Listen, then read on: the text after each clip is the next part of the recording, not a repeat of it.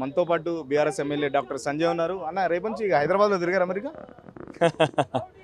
తెలంగాణ సమాజం 10 ఏళ్ళు సాధించుకున్న తెలంగాణ గత గత గత కొన్ని రోజుల నుండి ముఖ్యమంత్రి రేవంత్ రెడ్డి గారి వైఖరితో వాళ్ళ కింద శాసనసభ్యుల ప్రవర్తన రాజీ అట్లా ప్రవర్తిస్తే యథా రాజా తదా ప్రజ. వారు మాట్లాడుతున్న మాట, వారి పదజాలం ఇంత సిగ్గుచేటంటే తెలంగాణ సమాజానికి.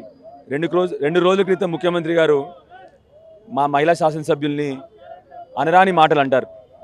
ఆ తర్వాత ఇవాళ మా పార్టీ నుంచి వెళ్ళిన శాసనసభ్యుడు దానం నాగేందర్ గారు తెలంగాణ సమాజం తలదించుకునేలాగా తల్లులందరినీ కూడా ఇన్సల్ట్ చేసినారు. ఇవాళ ఎందుకు ఇన్సల్ట్ చేస్తున్నారంటే మీరు అర్థం చేసుకోవాల్సిన విషయం ఏంటంటే 100 రోజులు పెడతామన్న జాబ్ క్యాలెండర్ ఇవాళ మీరు అందరు చూస్తూ ఉన్నారు. ఉప ముఖ్యమంత్రి గారు వచ్చి ఒక నిమిషం జాబ్ క్యాలెండర్ అని చెప్పేసి వెళ్ళిపోతూ ఉంటాడు. మేము అడిగింది ఏంది, మేము కావాల్సిన డిస్కషన్ అక్కడ. ఎందుకంటే అతి ముఖ్యమైన సమస్య, నిరుద్యోగులు రోజు రోడ్డు మీద ఎక్కుతూ ఉన్నారు, రోజు నిరుద్యోగులు నిరహార దీక్షలు చేస్తూ ఉన్నారు, రోజు నిరుద్యోగుల్ని నిర్బంధం చేస్తూ ఉన్నారు ఈ కాంగ్రెస్ పార్టీ వాళ్ళని చెప్పి మేము అడిగింది కేవలం డిస్కషన్ గురించి. మొన్న కూడా అదే ఏం జరుగుతూ ఉంది ఇవాళ. ఎప్పుడెప్పుడైతే బీఆర్ఎస్ పార్టీ ప్రశ్నలు లేవనెత్తుతూ ఉన్నారో, ఎప్పుడైతే డిస్కషన్ పెడతా ఉన్నారో, ప్రజలకు అవసరమైన ప్రశ్నలు లేవనెత్తున్నారో, ముఖ్యమంత్రి గారు వారి సహచర ఎమ్మెల్యేలందరూ కూడాను చేస్తున్నది కేవలం డైవర్షన్. మీరు చూస్తే ఏ సమయాన్ని కూడా ముఖ్యమంత్రి గారు అసెంబ్లీలోకి వస్తే కేవలం వచ్చేది అర్ధగంట సేపు వచ్చేసి బూతులు మాట్లాడేసి అసభ్య పదజాలం వాడి సత్యదూరమైన మాటలు మాట్లాడి అసెంబ్లీ నుంచి వెళ్ళిపోతారు. ఆయన అర్ధగంట చాలు, సభ హుందాతనాన్ని పాడు చేస్తారు. ఆయన లేని ప్రతి సమయం మీరు చూస్తే సభ హుందాగా ఉంటుంది. ఇవాళ కూడా దానం నాగేంద్ర మాట్లాడినప్పుడు సీఎం గారు అక్కడ నవ్వుతూ కూర్చున్నారు. మహిళల గురించి, తెలంగాణ మహిళల గురించి అంత అసభ్యంగా మాట్లాడుతుంటే సీఎం గారు అంత అక్కడ కూర్చొని నవ్వుతూ ఉన్నారు. వారికి ఈ పైశాచిక ఆనందం నాకేంటో నాకు తెలియదు. ఈ సాడిస్టిక్ ప్రెజర్ ఏంటో కొంతమందికి ఇది సైకలాజికల్ ప్రాబ్లం. మీరు డాక్టర్ కాబట్టి ఇలాంటి అంటే సిచ్యువేషన్ అంటే ఇది ఒక సాడిస్టిక్ ప్లెజర్ కొంతమందికి వచ్చింది. ఇదొక సైకలాజికల్ ప్రాబ్లం ఇది యాక్చువల్లీ. ఎప్పుడు వేరే వాళ్ళని అసభ్యంగా మాట్లాడి బూతులు మాట్లాడి వేరే వాళ్ళని వెటకారం చేసి వేరే వాళ్ళని ఇన్సల్ట్ చేసి ఆనందం పొందడం ఇదొక సాడిస్టిక్ ప్లెజర్. ఇది చూస్తూ ఉంటే ముఖ్యమంత్రి గారికి ఆ సాడిస్టిక్ ప్లెజర్ ఉంది. గత కొన్ని రోజులుగా ఏ రోజు సమస్యల మీద డిస్కషన్ ఉండదు, ఏ రోజు సబ్జెక్ట్ ఉండదు. టిపికల్గా ఒక మంచి పద్యం కేసీఆర్ గారు కొంతమంది పాడేవారు, సరుకు లేదు, సంగతి లేదు, సబ్జెక్ట్ లేదు, ఆబ్జెక్ట్ లేదు, శుష్క ప్రియాలు శూన్య హస్తాలు, బబ్రజమానం భజ గోవిందం. పర్ఫెక్ట్ ఈ ప్రభుత్వానికి పర్ఫెక్ట్. ఏ ఒక్క రోజు ఏ ఒక్కరు కూడాను మీరు దయచేసి మీ అమ్మల్ని కొడుతున్నాను అసెంబ్లీ రికార్డ్స్ తీయండి. ఒక్కసారి ముఖ్యమంత్రి గారు కంటిన్యూస్గా ఒక అర్ధగంట ఒక సబ్జెక్ట్ మీద మాట్లాడింది మీరు చూపెట్టండి, నేను రేపటి నుంచి అసెంబ్లీకి కూడా రాను. అంత డైవర్షన్ తప్ప, బూతులు తప్ప సీఎం గారు ఏ రోజు కూడా ఒక సబ్జెక్టు పట్టుకొని అర్ధగంట అనర్గళంగా మాట్లాడలేరు ఆయన. అందుకొరకే ఎప్పుడైతే నీకు సబ్జెక్టు లేదో, ఎప్పుడైతే నీకు ఒక ఆబ్జెక్టివ్ లేదో ఏం చేస్తావు, అసెంబ్లీని పక్కదారి పట్టిస్తావు. అది వాళ్ళు చేస్తున్న పని.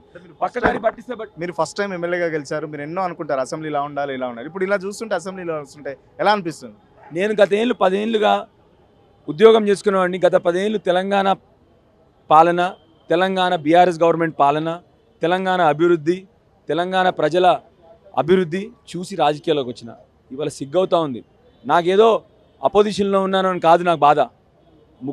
ఒక ముఖ్యమంత్రి మాట్లాడుతున్న పదజాలం కానీ, ఆయన సహచరులు మాట్లాడుతున్న పదజాలం కానీ ఎక్కడ అది అసెంబ్లీ లోపల మహిళల పట్ల వాళ్ళకున్న గౌరవం, తెలంగాణ మహిళల పట్ల వాళ్ళకున్న గౌరవాన్ని తెలియజేస్తోంది. వాళ్ళ ఫ్యూడలిస్టిక్ మైండ్ సెట్, వాళ్ళ మేల్ షావినిజం అంతా కూడా కనబడతా ఉంది. వాళ్ళు ఏదో పెద్ద గొప్ప మొగల్లా ఫీల్ అవుతూ ఉన్నారు. మహిళల్ని ఇన్సల్ట్ చేస్తే గొప్పలు కాదు, మంచి పనులు చేసి మహిళల ఆదరాభిమానాలు పొందాలని చెప్పి వాళ్ళని కోరుతా ఉన్నాను. కుటుంబ సభ్యుల్ని లాగడం కూడా ఎలా అనిపిస్తుంది అంటే, కుటుంబ సభ్యులు కూడా మీరు ప్రజాక్షేత్రంలో ఉంటారు. నేను ప్రతిసారి చెప్పేది ఒకటి, అసెంబ్లీలో రిక్వెస్ట్ చేసేది కూడా ఒకసారి, ప్రతిసారి చెప్తా ఉన్నా, పదజాలం మార్చండి, పర్సనల్ రిమార్క్స్. నిజానికి అసెంబ్లీ రూల్స్లో ఉంది, రూల్ బుక్లో కూడా ఉంది. కానీ మా స్పీకర్ గారు ఎందుకు మమ్మల్ని ప్రొటెక్ట్ చేయట్లేదు అర్థమవట్లేదు.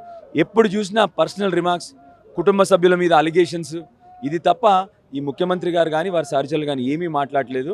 మళ్ళీ నేను రిక్వెస్ట్ చేశాను, శ్రీధర్ బాబు గారు లెజిస్లేటివ్ అసెంబ్లీ మినిస్టర్ని గారు కూడా రిక్వెస్ట్ చేశాను, సార్ ఈ పదజాలం, వారు చాలా ఉందాగల మనిషి కానీ వారి చేతుల్లో లేదు, వారి కంట్రోల్లో లేదు. అక్కడ ఎవరి కంట్రోల్ లేదు, కేవలం ముఖ్యమంత్రి కొందరు నలుగురు జోకర్లను పెట్టుకొని అసెంబ్లీలో కంటిన్యూస్గా ఇదే పదజాలంతో నడిపిస్తూ ఉన్నారు. ఇది మంచి సంస్కారం కాదు. స్పెషల్లీ అసెంబ్లీకి భవిష్యత్తులో మంచిది కాదు ఇది. ఎందుకంటే మన బయట పిల్లలు ఇవాళ నేనే బాధపడతా ఉన్నానంటే నాలాంటి యువకులు ఎంతమంది బాధపడుతున్నారు. ఇలాంటి రాజకీయం ఉంటే ఎవరు కూడా రాజకీయాల్లోకి రారు రేపొద్దున. దయచేసి ముఖ్యమంత్రి గారిని మళ్ళీ వేడుకుంటా ఉన్నాను, మీరు ఇప్పుడు లీడర్ ఆఫ్ ది హౌస్, ఇంకా చిల్లర వీధి రౌడీలాగా ప్రవర్తించొద్దు. దయచేసి హుద్దాగా ప్రవర్తించండి. స్పెషల్లీ అసెంబ్లీ మొత్తం రాష్ట్రం అంతా వాచ్ చేస్తూ ఉంటుంది. మన ప్రవర్తనే విద్యార్థులు, ఉద్యోగస్తులు, నిరుద్యోగులు, యువకులు, మహిళలు, పెద్ద మనుషులు అందరూ కూడా చూస్తూ ఉన్నారు.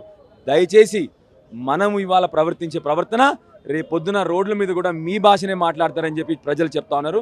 దయచేసి ఈ భాషని మార్చుకోండి, అసెంబ్లీలో మీ ప్రవర్తన మార్చుకోండి అని చెప్పి రిక్వెస్ట్ చేస్తూ ఉన్నారు. దానం నాగేందర్ గారు కూడా గతంలో ముఖ్యమంత్రి గారు వారికి ఇప్పుడున్న ప్రస్తుత ముఖ్యమంత్రి గారు వారిద్దరు ఇప్పుడు స్నేహితులు.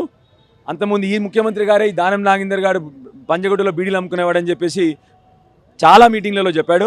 ఇప్పుడు నాకు డౌట్ వస్తూ ఉంది, మరి బీడీలు అమ్ముకునేవాడిని పట్టుకొచ్చి బీడీ అమ్ముకునేవాడిలాగా మాట్లాడమంటా ఉన్నట్టున్నారు ముఖ్యమంత్రి గారే ఆయన్ని ప్రోత్సహిస్తున్నట్టు కూడా క్లియర్గా అసెంబ్లీలో కూడా కనబడింది.